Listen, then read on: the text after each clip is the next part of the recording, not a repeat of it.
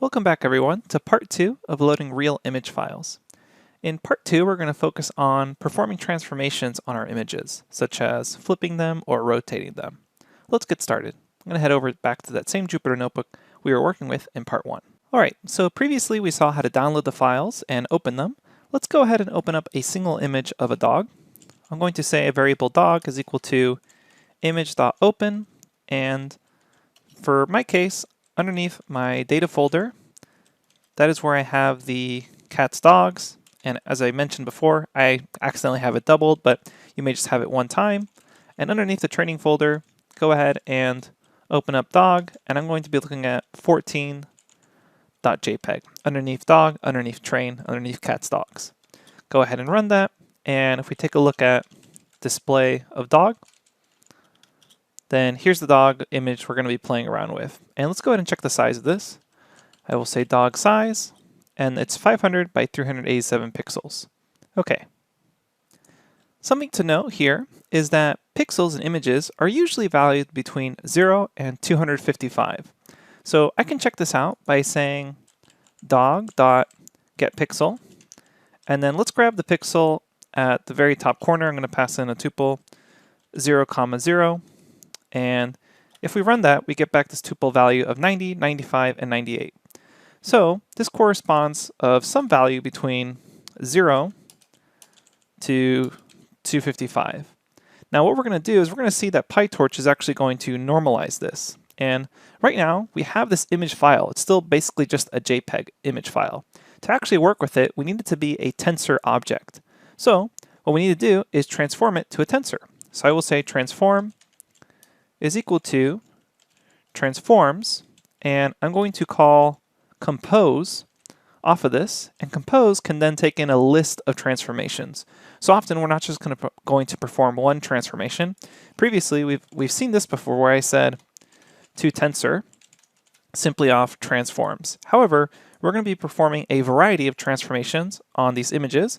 So with compose, I can then pass in a list with square brackets of different transformations. So the first one I want to do is actually transform it into a tensor. So we'll say transforms dot to tensor, open and close parentheses, and then I will say im is equal to, and then call transform on that dog image, and then let's go ahead and print the type that's returned back, and then we'll print out the shape that's returned back as well. Notice I'm using .shape now instead of .size because this should be a tensor object. So I run that, and now this successfully actually opens that JPEG image file and transforms it into a PyTorch tensor. And notice the size is 3 by 387 by 500. So you should also notice the way that the tensor essentially transposes the axes here when it's dealing with this image file. And there's a 3 here because there's 3 color channels, red, green, and blue. All right, now as we're performing the transformations on our images, we're going to want to be able to plot the images here in the notebook in order to see what changes occur. So if I were to say plt imshow on my current im object, currently it's actually in the wrong dimensions. Everything's swapped the way that matplotlib does not expect it. So it's going to report back, hey, these are invalid dimensions for image data. The format that matplotlib wants here is going to be with the, let me comment this, with the axes looking something like this. What it really wants is 387 by 500 by 3. So what we need to do is grab these axes at 0, 1, and 2 and put them in this order, which means I need to essentially transpose or reshape this so that it's 1, 2, 0. So I grab the item at 0 index and set it here at the end, the item at index 2, 500, and then set it here in the middle, and then the item at index 1, 387, and set it first. So if I call .transpose on this object and then reformat it to 1, 2, 0, and I'll have to do this by also converting it to a NumPy object, then I should be able to plot it out normally. And we won't be doing this in our actual training. This is just so we can actually plot this out in the notebook so I can view the transformations. So what I will do is I will grab this torch tensor and request it as a NumPy object. Then I'm going to transpose this and say 1, 2, 0, and whoops, make sure I have a closed parentheses there. So then this transposes it in the correct format. So then I can say plt.imshow and plot out the image. So whenever you see me using this transpose and NumPy and this rearrangement, it's essentially just rearranging this tensor as a NumPy array in the correct format so I can show the image using Matplotlib. And it's because Matplotlib library expects images or array images in a very particular format in order for it to be displayed. As I mentioned before, we won't really have to worry about this during training unless we want to display our images in the notebook with Matplotlib. Okay, so it looks like we successfully were able to transform something into a tensor, so that looks good. And what's also interesting is, let's go ahead and take a look at our original image file, or excuse me, original image tensor now, this im. So this is the actual tensor object, and you'll notice the values are now, looks like they're all standardized between 0 and 1. And let's confirm this by grabbing one of the values at 0, 0, and we have here 0.35, 0.37, and 0.38. Recall that our original values, if we come back up here, were 90, 95, and 98. So if we were to take these values and for each of them divided it by the max, so let's go ahead and make this a NumPy array, and then let's divide it by the max possible value, which is 255, notice I get back the same results I have here. So essentially what PyTorch does automatically for you for the normalization is it divides all the pixel values by the max value. So all the ratios are still the same, but now they're all normalized between 0 and 1, which is better for training purposes in our networks. Okay, so we were able to successfully read in an image file and then transform it into a tensor. But what if we want to resize an image? Well, we can use the resize transformation. And for a lot of these transformations, I'm going to be copying and pasting a lot of this code. So let me copy this and paste it over. And then what I'm also going to do is copy and paste this line for displaying the image. And what we're going to be doing as we kind of continue on with this lecture is we'll keep adding more and more transformations to this compose list. So I will run this, and then what I'm going to do is I'm going to add here a transform to resize the image. So I can say transforms dot resize, and then what happens is if the size is a sequence, like a tuple of height, comma, w width, then the output size will be matched to this. If the size is an integer, then the smaller edge of the image will be matched to this number. Essentially, it'll make it square. So if I say something like 224, and then I add in a comma here because recall this is a list of transformations, let's go ahead and run this. And we can see here it's been slightly resized. So I can see here that the smaller edge of the image has been matched to 224. So if I take a look at this right now, notice the bottom still exceeds 250. If I wanted to actually resize it so that they're both the same, I could pass in a tuple like 224, comma, 224. So we run that, and then that resizes the image that way. So notice we can resize the image either with just affecting the smaller edge, which is sometimes useful depending on what you're trying to accomplish, or just resize it to a particular size by passing in this tuple resize. You should also note that then we can also stretch images. So we can also say something like 1000 by 1000, run that, and we end up stretching the image. Now you don't see the image larger here in the notebook because that would take up more and more of the notebook screen. The notebook and Matplotlib don't really want to do that for you, but you will notice here that the dimensions now go from 0 to 1000. So effectively, it's been stretched out a bit. And if you want to see something like this in the extreme, I can change one of these to be 1000 by 100, and then you will see the image be stretched further that way. Okay. So we are now able to understand that we can not just transform images to tensors, but we can also resize them. Another really common transformation dealing with size is called a center crop. And the center crop, basically, if the size is an integer instead of a sequence, it does a little center square. So I'll show you what I mean by that. Let's go ahead and delete this resize and instead call center crop.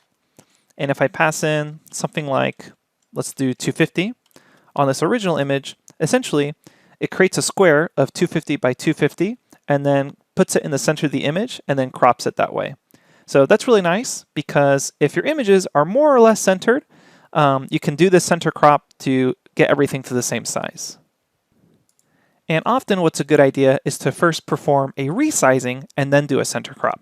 So before the center crop, I can say, go ahead and transform this. So I can say transforms dot resize, pass in 250 there, or whatever value you want to play around with, and then do the center crop, and essentially it does this nice centering of the image.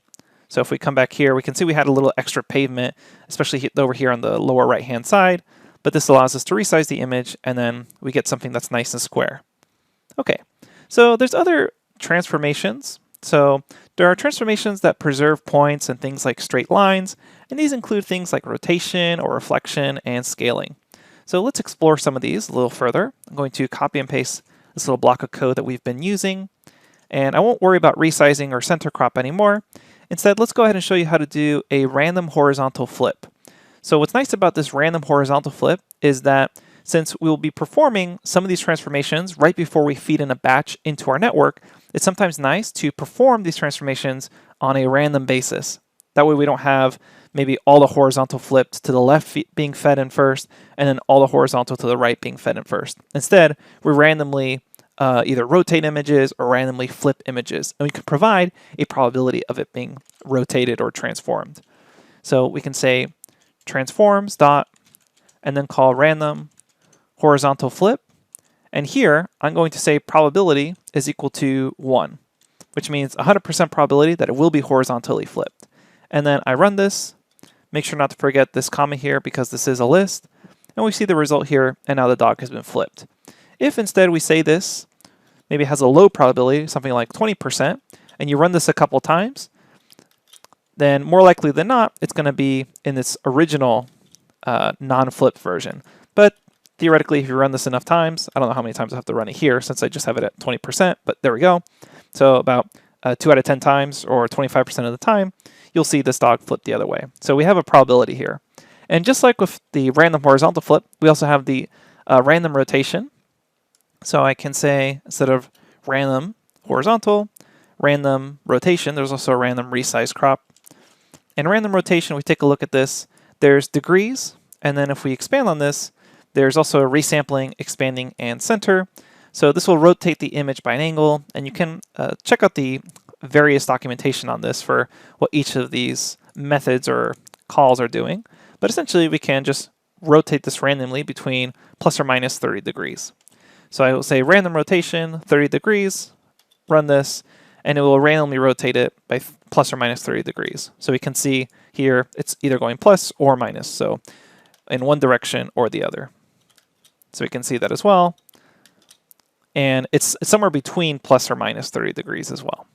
Okay, so we have that range of degrees, somewhere between plus or minus 30 degrees. The images will be randomly rotated. Again, this makes for a more robust data set during training. And we can also do things like resizing, scaling, and let's go ahead and just put this all together.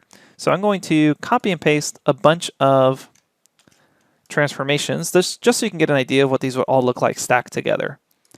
So here I've gone ahead and copied from the notes a bunch of the transforms we've been doing.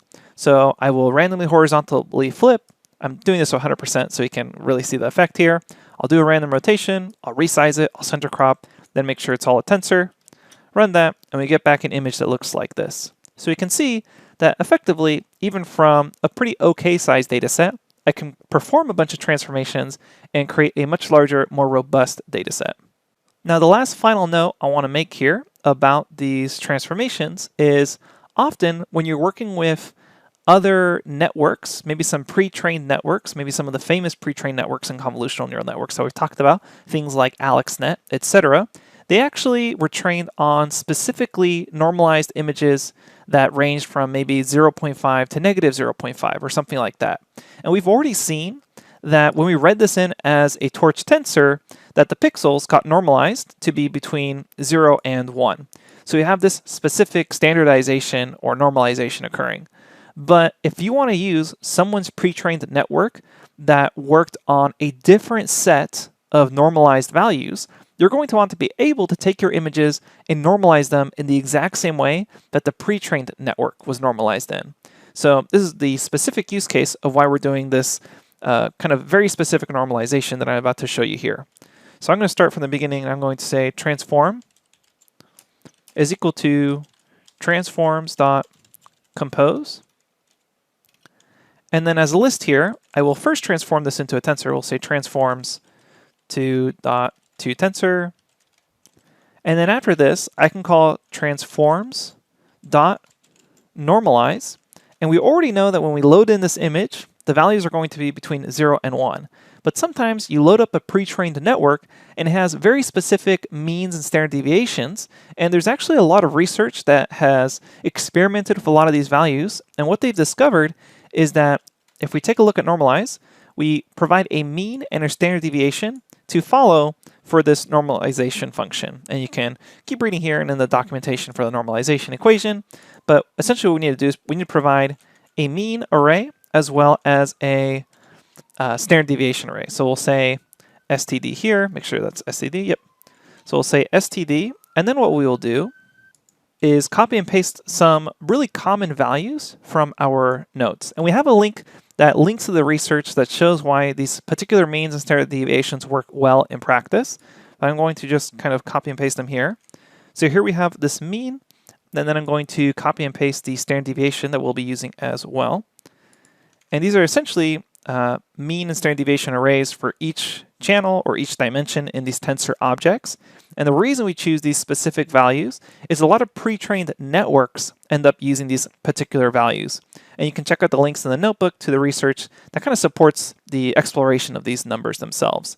The main point that we need to understand from a student perspective is if we want to use these pre-trained networks on our own images, we need to normalize them the same way that those pre-trained networks were trained on. So those pre-trained networks, they were trained on images that were normalized in a very specific way with this mean and standard deviation. And we want to make sure that when we feed our images into those pre-trained networks, that they have the same mean and standard deviation as well. So we'll go ahead and run that transformation. And if you display this, it'll look a little funny because the values are now skewed beyond 0 and 1. So if we run this and show this, then you'll get kind of this weirdly skewed image of matplotlib, and it'll actually tell you that it's clipping this input data. So it has some non-valid numbers here because we specified this mean or standard deviation. All right, so let's say at the end of this, you actually want to inverse that normalization, this specific normalization that we did. So right now, if I take a look at this image object, it has these kind of weird negative values, and I want to essentially inverse that normalization or denormalize the image. Then what I can do is grab these mean values and divide them by the standard deviation according to that specific dimension, and then take the standard deviations and essentially take the reciprocal of them. So what this ends up looking like, if I just copy and paste this from our notebook, going to copy and paste it here at the bottom, I have this inverse normalization transformation, and what's this doing is essentially grabbing the mean and dividing it by its respective standard deviation, and then taking the reciprocal of all those standard deviations. And now we'll inverse normalization process.